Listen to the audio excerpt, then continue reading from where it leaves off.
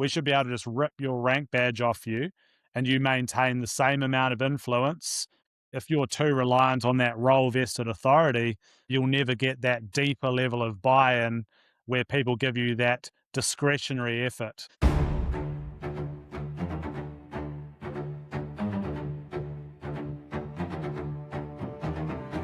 Hey, what's up, everyone, and welcome to the Fireside podcast. I'm your host, Chris Turkington, and before we get into it, thanks very much to our mates at Dark Horse Coffee. We really appreciate you guys supporting us. On the show today, we've got Damien Taylor.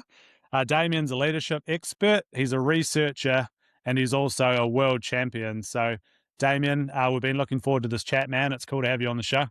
Thank you very much for having me, Chris. Really looking forward to it. Should be fun and something different, hopefully, for you and your audience. Yeah, I think it will be, man. And that said, let's rip straight into it, eh? So, Absolutely. you've been around the leadership world and the high performance world for a very long time. What's the biggest leadership myth that you see that the research doesn't necessarily support?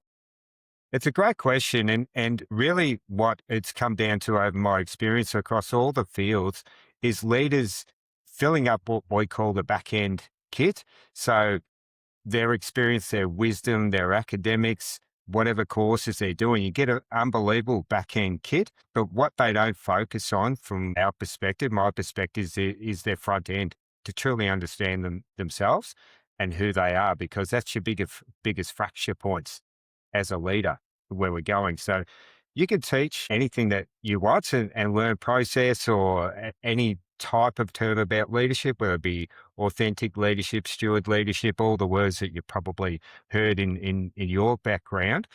But there's a failure point of that, and that's a human element. And that's really where my work comes in, and research and love across corporate or sport or all the other segments that I've worked in. So I want to dive into that straight away, man. So back end kit, front end kit, a little bit of terminology there. So Yes. what do you mean by that?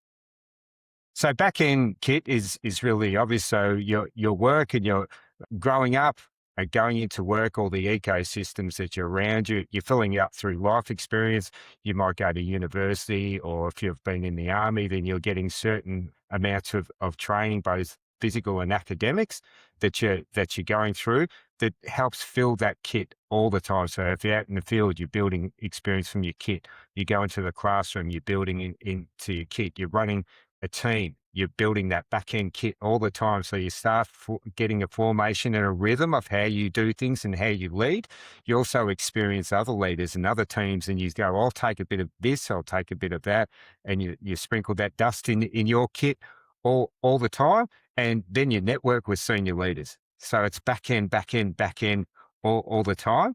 But where the failure point comes is that real depth of understanding of your front. So your structural integrity, body, mind, and spirit. It might sound a bit fluffy, but it's actually really, really important to understand those things, the internal mirror. And then really where the depth of my work starts to come in, and where I did my PhD research and case studies after that, which I'm sure we'll talk about a bit later, is really understanding values. Where did values form? Because they get dug in like a tick from when you're really young. But how do values, and they drift across a lot of different ecosystems that you can pour into perhaps all your work, but as you're coming back to your personal and then internal systems, those values can really drift, and there are other fracture points. And we've got a 6-part infrastructure that we'll talk about as well. So they're all fracture points as well. And then the last point of that is what we term freedom of action, of understanding all that front end, because you've got this vast back end kit that you can draw on all the time. But if you don't understand that front end, and I'll give you a good example, if you've been out on, you get sent out for 8-10 week mission, you're under high stress, high tension all the time. So your cortisol levels are probably raising all the time. And then your values can start to drift, but you have to make really hardcore decisions for your team that are reliant on your experience, often non-experience in these situations. You've only got a certain amount of information. You can run scenarios and plan to the best of your ability. But what happens if you haven't slept well for 4 weeks, 5 weeks, 6 weeks? How is that? You're not getting the exercise you need. your nutrition is falling down, you're not feeling the best, you're not getting any quiet time or rest at all. So that anxiety is building up. So your front end is starting to get depleted. Your emotional intelligence starts to wane as well. Then your human intelligence. So really it's underestimated, this front end of yourself, and understanding internally how you can introspect in real time of how so leadership intelligence is all about emotional intelligence, human intelligence. So how do you decipher that information with your back-end kit to be the best operator you can in any situation? I've heard you say values drift a couple of times there, or your values start to drift. What Yes. do you mean by that, and what does it look like? So one of the questions that I ask people is, what are your top 5 values? Because we measure what are values. They're our moral and ethical radar all the time, whether we like it or not. So we could, if you and I are in a meeting and I said something that didn't go well with your value system, you'll have a visceral response to that. Even on the outside, you could be looking cool, the duck on the water, and keep a straight face and a smile, but inside you're starting to burn a bit and get angry inside, that you might start to white knuckle a little bit. But really understanding what your values are and where they come from is something that's not done anywhere near enough, and leaders don't really understand them deeply enough. Then we go into an organization that has a set of values, but often they're not values, they're nice words, they've got nice pictures to them, but they're not aligning with people, they're not aligning with the organization. And then there's no true understanding of, well, what are these and how do we measure? How do I measure myself to them? And how do I measure my teammates and who's under that to those values? If we don't deeply understand them and what the values do, they form our beliefs, and our beliefs form our behaviors and our practices that then we put into, we'll talk about ecosystems, and ecosystems mean we've got an internal one, those values and who they are and how we treat ourselves. The next one is your personal, whether it be family and close peers and circles, siblings, etc. Then our professional, then our political, and then our social, cultural, and all our values are pinging inside and out all the time, measuring, and our beliefs pinging inside and out. That's me. Then you've got that. Then you've got senior leadership teams that are going that and they go, why are we so disconnected? Why are we not aligning? It's like, well, this values and values drift that you have for yourself. If you don't understand them, how can you align to them at all? I'll give you an interesting fact about the values and alignment, even in the multicultural societies that we live in at the moment. The demographics for Australia, over the last 10 years alone, for working population that come in between 18 and 44-year-olds has changed 30% in our country from different people coming across the world. So I'm just over mid-50s, but my understanding of values can be very different to the cultures that are coming in. I've worked all over the world. So if you're India and China, for instance, are the biggest populations in Australia that are coming in, but then there's lots of different other ones. So you could head nod to the same value, but your understanding and interpretation of them is vastly different. So that's why that drift can be really huge. And if you were going to go into an organization, Damien, or you might be working with a leader and they're like, hey, our espoused values that are on the wall, I can see a big disconnect from that and what's actually happening within our team or within our workplace or whatever it might be. Where would you start with them to try and get things a little more aligned or that delta a little bit closer together? Great question. And it's something that I love doing. So I actually work with senior leaders because that's where it really, the rubber meets the road for the organization and teams. I work with them one-on-one to help them really understand what their values are and where they form. So if young family, if you've got young children, which I know, your values are getting plugged into children straight away. And they don't even realize it, but they get dug in really deeply. But how often do we, as we get older, introspect on why these values so deep? What are they? And why do I respond the way I do? So I work with senior leaders to understand themselves. Then we bring everyone into the room. here's a common set of values, but here's your chosen one. What do these actually mean to you? And respect, for instance, might be very different for me and it is to you. But we put these things up on the wall, as you said. But my interpretation of respect, so time and respect. Here's an interesting one for you. If my father was, if you're on time means you're 15 minutes early. But for someone else, it's I'm on time. Meeting was at 10. I'm here at 10. Okay, but you're late. For me, that's I would have preferred you here 5 minutes early so we can have the polite chat, whatever. But 10 is the start. So if you've got that term respect, there's a lot of different measurements to that. So how do you get that commonality generally between those 5 values with a true understanding of this is what these mean collectively to us, and this is how we're going to measure ourselves and our team to this, and then we can filter that through the organization. Because really what is leadership? It's not, for me, it's just situational influence. In a moment, in the short, medium, and long term, and you want to weave what you need to in any situation. But how can a senior leader and a leadership team weave their values throughout each other and through an organization with our true understanding of how we see them and how we measure them for each other? That's fascinating. And it should come as no surprise. Like, we've all been brought up in such different ways.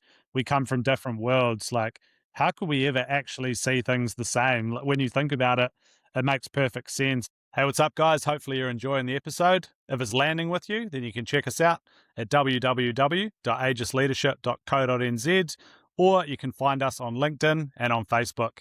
Thanks very much to our mates at Dark Horse Coffee. And from here, we'll get back to the show. There's so many assumptions, I think, laid in there. Like, if we don't communicate openly and get on the same page and say things like, hey, this is what it actually means to me. Like, what's your take on that? Or Exactly. what does courage actually mean to you? If you don't take the time to get really clear on that sort of stuff, there's all sorts of tension points or potential tension points that can come to the surface there. Eh? It's massive in my corporate role. So I've worked around the world in doing major projects in general management for onshore and offshore, for oil and gas, petrochemical, industrial wastewater mining, all around. But it might be projects that are going into the Middle East. They might be in India. They might be in Asian countries, might be China, wherever it was. But often in my role, I called it a hot landing zone where the project is already in failure or it's struggling. And then we're facing liquidated damages and we're facing this. And so go to X country and sort what it is the problem and get it back on track. Now you can go in with your back end skill set of going finger point, you do this and you do this and you do this but it's already in failure.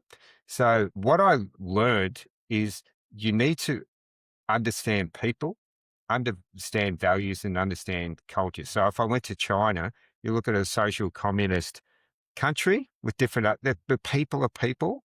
So instead of you're late, why aren't you doing this? It's create a safe environment for them to help understand from them. You say, help me understand why we're falling behind here. And in the end, they would say, we don't know what to do here. They go, what made you feel like you couldn't come to anyone to ask that question? They said, well, why didn't you do something about it? It's reframing and creating that safe space to draw out information. The military are gaining tacit information on the ground. You go and just have a conversation. But that really started to draw out in Asian countries, for instance. It's saving face in front of superiors from other countries. They don't want to say they don't know how to do something in front of peers, but every meeting that was conducted, because they're around the world often, they're online and there's a lot of egos there and there's a lot of competition for we know what we're doing, but often it was just they're too scared to ask a question because they didn't want to be embarrassed in front of others. And that happened everywhere. So it was a real changing of strategy to how do I find out from people and create, because we're all human, and find out the information. So that leadership influence wasn't coming in to go whack, whack, whack, whack. It's to create, let's create the environment where we're still, I'm empathetic, that help me understand you. We still need to get these things done. But once they could ask the questions in the right way, you understand their value system and who they are, then it'd skyrocket. But you build connection and build relationships as well. And trust is earned for me over time.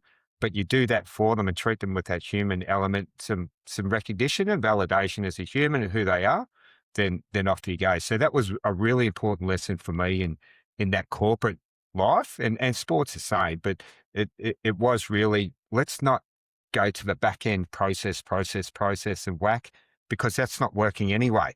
So what's the disconnect, and start asking more questions on the human side of things. And emotional intelligence is really important. Yeah, you had me thinking there about that old school principle: seek first to understand and then be understood. And that's it, Yeah, eh? great analogy. Hey, just talk me through what you were thinking there, and give them the chance to actually articulate their thought process. And you might be like, "Oh, actually, now you've told me that, that makes perfect sense," because it's that old school human bias, eh? What we see is not all there is. There's so many layers below that we haven't even considered. Give somebody the opportunity to educate you on their thought process. Absolutely.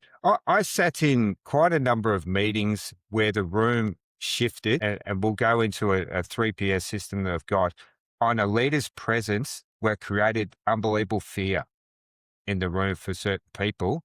So they rather say nothing than say anything. And so the meeting disappears of anything productive. It just became a finger point. You're not doing this, get it done, like, you've lost the people again. You're not reading the room or Yeah. understanding. So it's really, it comes down to, look, purpose. What's your intent? On anything you're doing, but your presence, the signal that you give walking in a room can blow it up straight Yeah. away. But don't you know who you're talking to? Yes, it said it on your email, it says it on the invitation, and whether you got badges or stars or what, yes, we understand who you're talking to. But that presence, if your ego walks in before you, then you're going to lose a room. So your presence is really important to signal, and being present. Are you anchored there? And not somewhere else, or in the last phone call, the last meeting, or whatever angry thing you had? Are you there? And everything's situational to tune. So when we talked about that back end kit and the front end one, but you need to tune that all the time. So we call it the 3PS system. But I'm sure you've been in a lot of those situations where some leaders walk in and it just changes the whole mood of the place. And Absolutely. that was often conversations that I had to have, and now a lot of the work with them, your anger is coming in and you're still getting the same result because you don't understand yourself and what's And happening there. the far majority, or the vast majority of communications non-verbal, we know that. And it's like, yeah, you've been in a staff room and everyone's jovial and having a laugh, and then someone will walk in that back door and all of a sudden the mood shifts and nothing's said. We're very, very perceptive creatures, and you can pick up on that energy straight away. And if you shut people down like that as a leader, even just through how you hold yourself or your body language or your facial expression, whatever it might be, you don't know what gold mine of great ideas your people are sitting on that you will never get to explore because they're terrified of you. And I was lucky, and we all get it wrong. We're humans, and I'm no different. But I got some great advice from a leader that I respected back in the day. They were just like, "Hey, man, we should be able to just rip your rank badge off you, and you maintain the same amount of influence whether you're wearing it or not." And I think that's what they were trying to say to us is, hey, if you're too reliant on that role vested authority, it's only going to get you so far. Like, it'll get you some short term compliance, but you'll never get that deeper level of buy in where people give you that discretionary effort, which is a term I love, discretionary effort. Like, I can give you orders legally until the cows come home, but I will never, ever be able to access that discretionary effort that's only gained through trust and genuine care for the people in your charge. That can be tough for people to understand. Very, very tough. And yeah, it's a great word you said, compliance. Yes, people, I'm paid and I have to do this. You've told me to, and I know I'll get measured whether it's completed or not. But if it's discretionary, doing the extra in a bit early or doing the extra things to it to here's a bit more information or here's a bit more context or here's another idea that I'm sharing with you. But if you haven't created that, I'm using an analogy of the pebble in the pond and you're the pebble all the time, but what ripples are you putting out for your leadership and I love watching community sport. My son plays Australia rules football, but you watch coaches and whether you're watching them on TV or not, the way, as you said, that they're holding themselves, conducting themselves, and then they're swearing or they're yelling at players or what. But the pebble in the pond effect is they're not talking to the situation. You're talking to the people behind you, the people listening, to those people, to their parents, so that ripple effect goes out everywhere on what sort of person, what sort of your leader you are. So if you're talking, yes, you've given someone a command, as you said, and you must do, but that ripple effect was, man, that leader, like all he or she does is just, it's this, it's the finger point in the head all the time. So just get it done and don't worry about the rest. But you lose so much from people because regardless of rank or role or title, whatever it is, we're a cog Yeah. in a wheel. And without people picking parts whatever it may be, it all falls down. Yeah, and people resent it, and they're going to find ways, either explicitly or implicitly, to undermine you. And Of course. you probably just don't even realize it's happening until it's too late.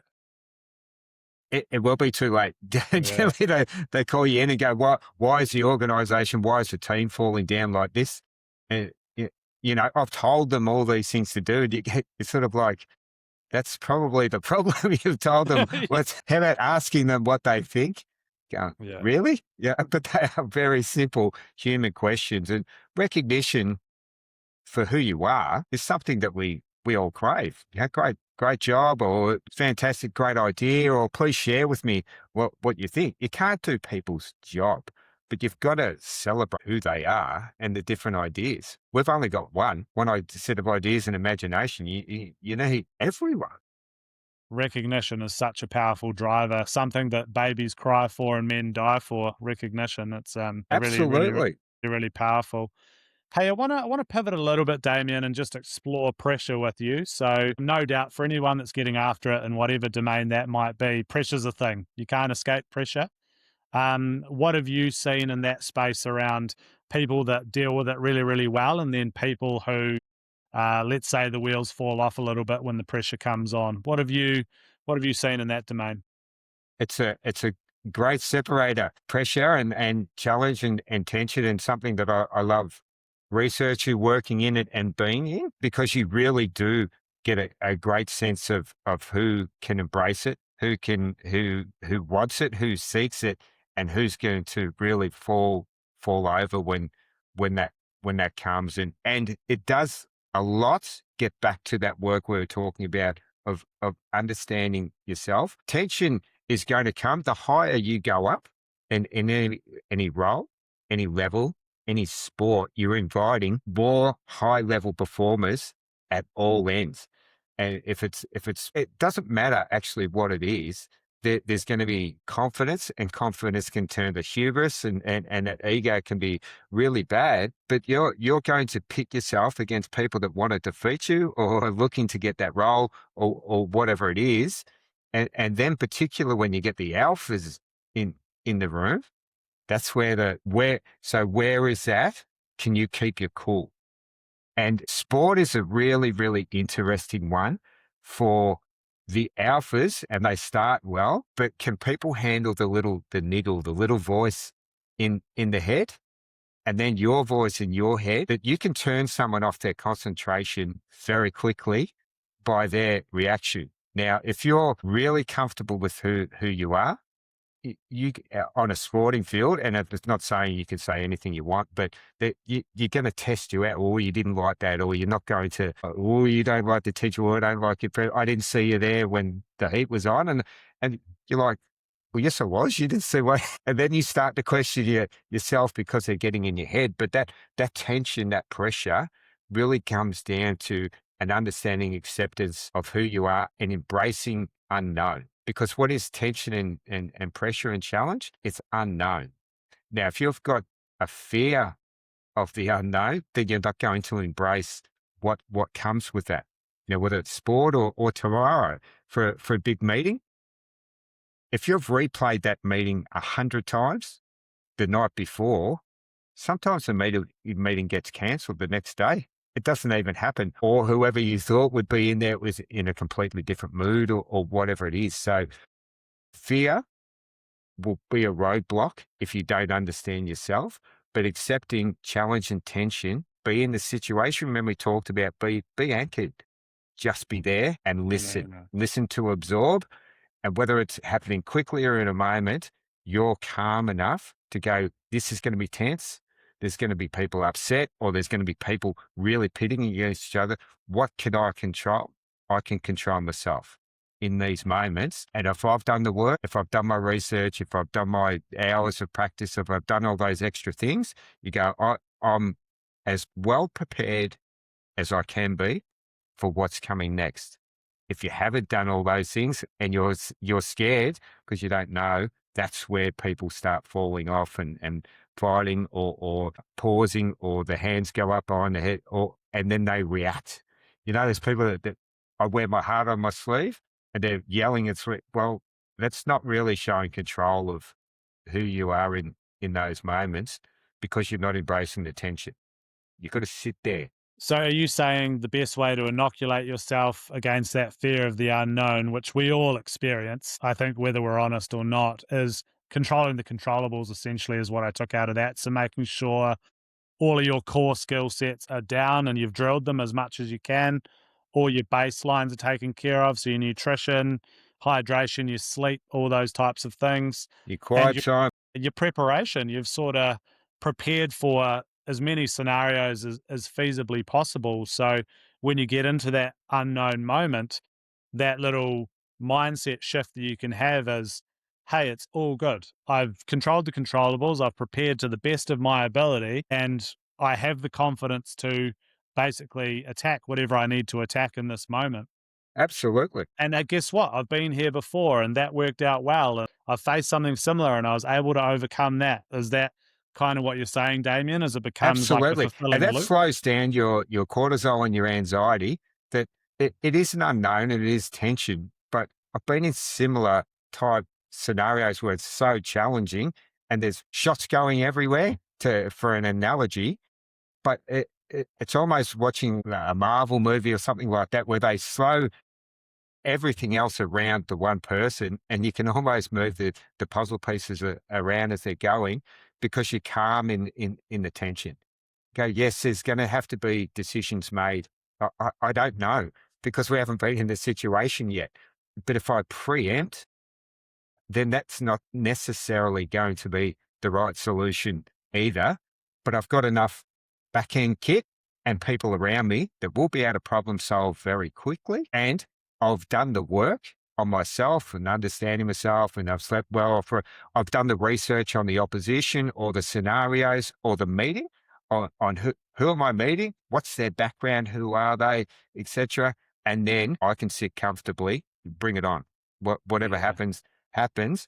And if it's a sporting event, and sport's another part of my life, I can accept the result, win, lose, or draw, if you've done the work. People get angry about, I should have, I could have. And that's why they're not good things to go into any scenario with work. If you've done that work and you win, great. If you lose, you'll get some lessons out. Geez, we can do this better next time. But don't put your head on the pillow being underprepared in all those different ways. That's where the challenge really, people flail and fall off the cliff. Yeah. And I guess if you haven't put the work in as well, you actually have a right to be anxious, and you probably should, because Yeah, exactly. you probably are going to fail because you haven't done your due diligence. Like, you haven't earned the right to be competitive in the moment. Yes. And that takes a lot of work. It's the unknown hours by so many other people that you've done that alone.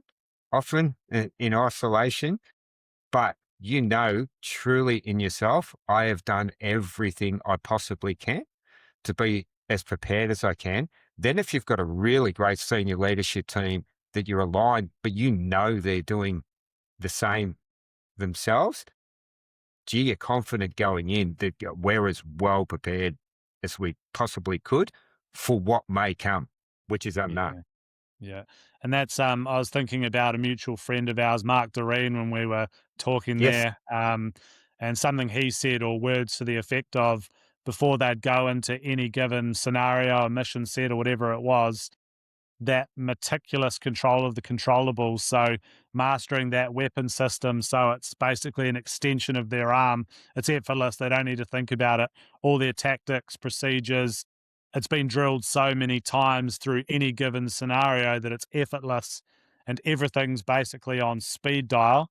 So when they go into the situation, they've freed up all of their cognitive capacity to just react to what's in front of them. And yeah, essentially as part of that preparation process, leaving no stone unturned, and knowing that they can go into it and they've done everything possible to be successful. Like that's what I was thinking about when you were talking there. so he taught me great lessons. Yeah, fantastic. And some of the conversations I had with Mark, their preparation could be months Yeah, going into a foreign place. That tacit information we were talking about before, even how to integrate into the local environment and community. So when that, yes, they do all their drills and all the background work, but they even know the local community like the back of their hand, so they can just melt into a scenario. And they've got so every possible angle is covered. So that's why you're confident. It's still high.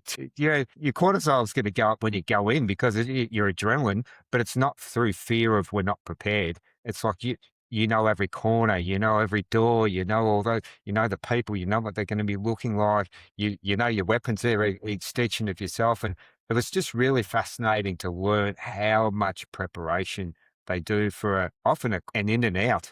You know, might be a half an hour mission, and it's so quick, but it's that well drilled. That's why it's yeah. so quick. And I've even experienced that myself through military training and stuff. As you're doing the same thing, it can seem monotonous over and over and over again. And we always used to say to the instructors or whatever, why do we have to keep doing these drills? And they're like, well, when the pressure comes on, you will revert back to the level of your training. So that's what they were preparing us for, is when the heat's on, God forbid if it ever is, that muscle memory will just kick in. It will become almost instinctive. Yes. I ask a question to a lot of people in high performance, what is high performance? And I just throw that out and often you get silence to, to answer because again, it's an interpretation. But going back to what you just said then, high performance is about doing the mundane, boring things over and over and over and over again every single day. So but that's the hardest thing, isn't it? If you want to be really high performing, it is being OCD disciplined on doing those mundane things exactly because it is an extension of you under the highest pressure, highest tension. You're like, oh my God, what, like I forgot this. It's just reacted, bang, bang, bang, off you go. So for me, that high performance in high challenge is you've done the work over and over and over again. So it's just natural. You're not searching for it somewhere in the memory. It's just bang, it react this way. And with calmness, because you're slowed down within because you've done the work. And the reality of that's not sexy as well. Dylan Boucher, when we yarned to him here on the show, he said something very similar to that. He was like, people say they want to be a high performer or they want to be an elite athlete or whatever it might be, the best in their particular field. But do they really? Because when you strip that all back and take a look at it, that's years of graft, sacrifice, discipline, probably pain and suffering when everyone else is out having fun. So is that actually what you want to do? Because the Exactly. best of the best of the best have just done probably monotonous, boring stuff longer than anybody else. And that's why they're the best of the Exactly. best, right? They're in the gym shooting free throws only for 4 hours straight, or Yep. going to do that extra conditioning session, or spending an extra hour in the day meditating. Like, Yeah. do you The actually want to be a high saunas, performer? the cold plunge, all those sort of, yeah, and sacrifice, as you said, people are going out drinking with their mates. No, I can't go. Come on, man. What it's not going to hurt you to go once. And it's like, yes, it will. Yeah, because my competitor will be training. When I come to have that beer with you, my competitor will be training, and that might be the difference when it really matters. Isn't that a wonderful thing when you know you've done that sacrifice to get that really unique goal? And you can't strive for the ultimate all the time, but when you know you've sacrificed, I've done everything that everyone else doesn't like doing, and that's why I'm here, and that's why I've put myself in the best position because I sacrificed all that because I want to get to this little pinprick spot, which is why not many people get there. Yeah. And as a leader, mate, what's a lesson you've had to learn the hard way? You've done a lot of cool stuff, probably a lot of really challenging stuff. What's something through the leadership lens or the high performance lens that you've had to learn the hard way? It is a great question. And when you, one of the hardest things to learn for me is how did I contribute? Because there's so many different finger pointing opportunities at the top end. Is it an umpiring decision or, when it was the bodybuilding, I came second in the world championships over in the States by a point the first time. And that was, 364 days of preparation in every Brutal. way, shape and form. Absolutely brutal. All that sacrifice, all the things we're talking to, and I lost by a point. So can you blow up and go, man, look at my condition. I was a lot better, and it is confronting at the time. But what there was a couple of people that always said, there's your contribution, no matter how well prepared you think you were, there are things that you can learn if you take your ego out of it and ask, what could I have done differently? So after that competition, I would sort out the judges, the head judges, and say, could you please give me feedback on what I could do differently to improve for next time? Suck your ego, push it back down. But they gave me great feedback on, look, when I look back, my posing was crap. I could aesthetically, I could improve in different ways, but they gave me some really fantastic tools at 364 days more to go back and work on that aspect. I'm really disciplined. I'm really OCD. I love all those challenges. I actually enjoy doing the extra things that people don't like doing. So that was never a problem for me.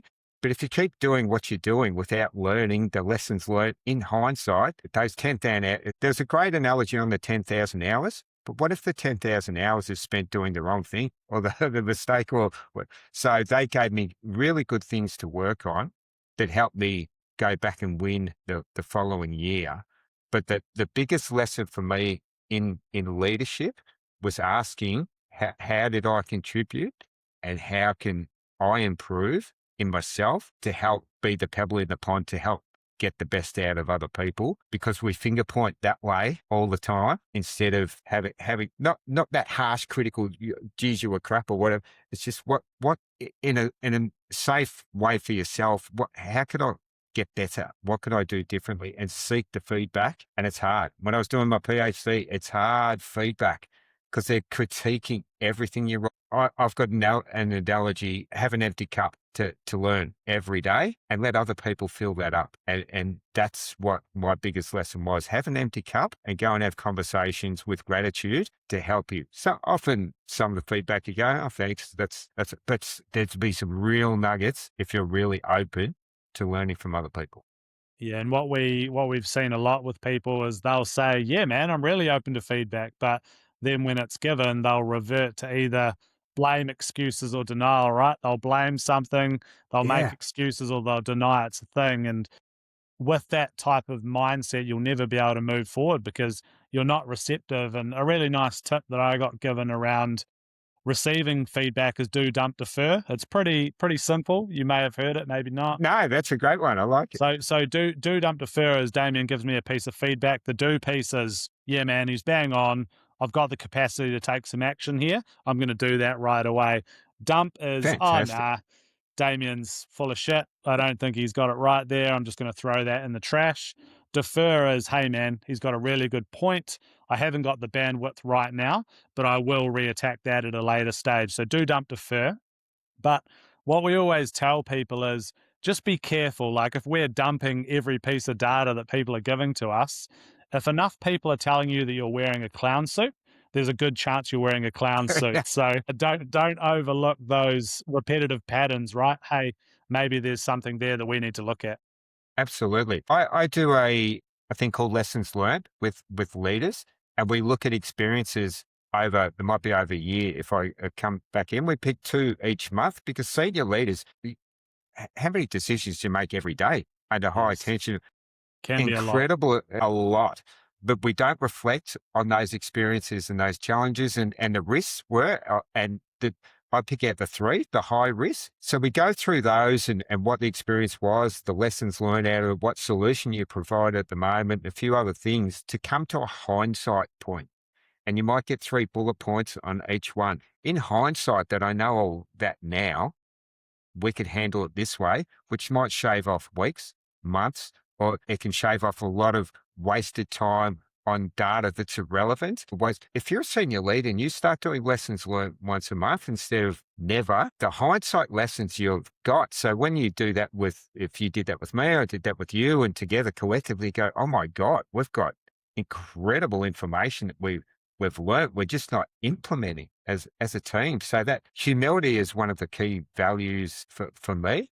But it's really having the humility to park your ego. Or by gym, I've been going to gym for 38 years. When I used to train people, park your ego at the door because you've got to unlearn things to take that step forward. But that's really in life. I take that with humility and gratitude. Ask the question and the feed.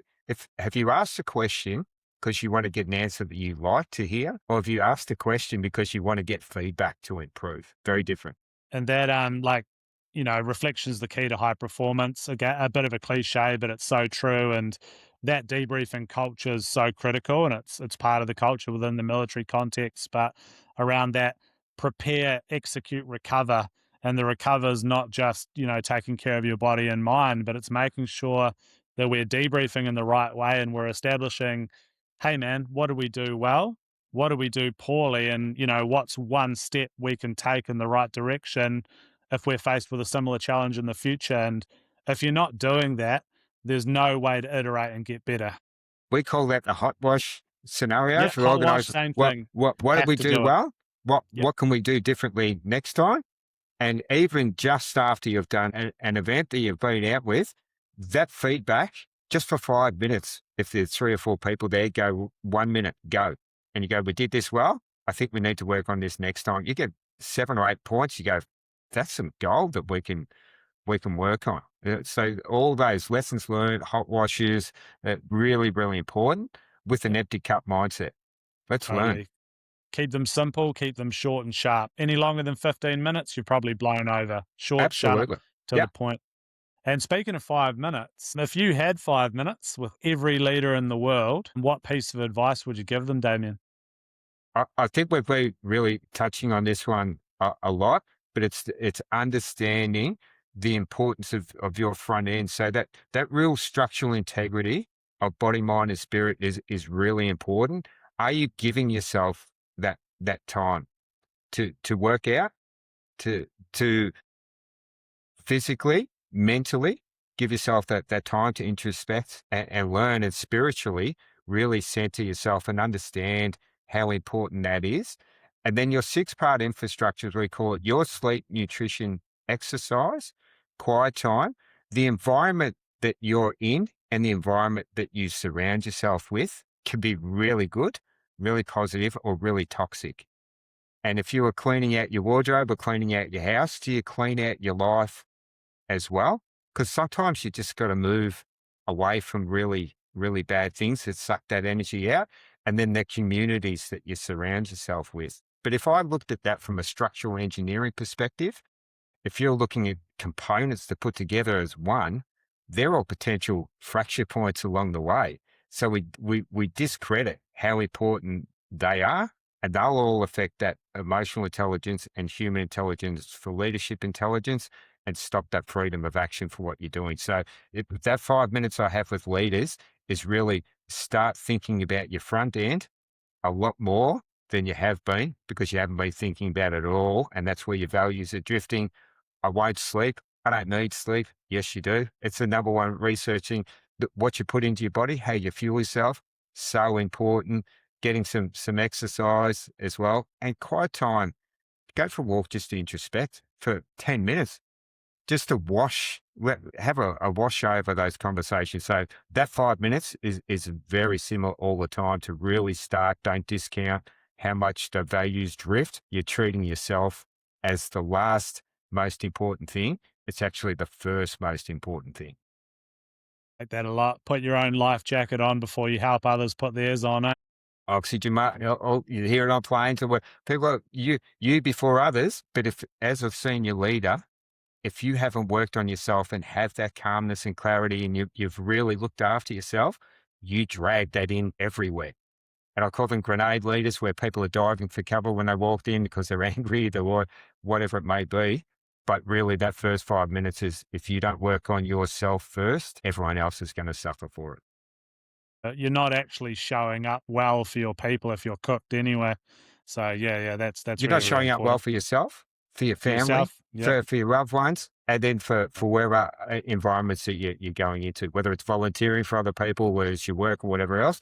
Yeah, who you are. So your life follows you in leadership.